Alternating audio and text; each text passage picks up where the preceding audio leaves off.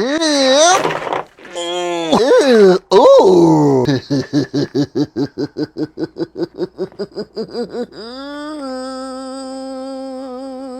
You know, as a kid, I grew up very poor. Sometimes we could barely afford food, let alone a remote control car. But now I got some adult money, and I saw this on Shop, and I said, oh, I'm getting this one. And now that the film is off, this thing looks so pristine.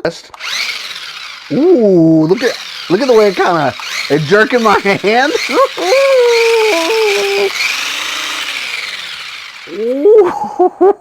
But enough about the specs, let's get into it.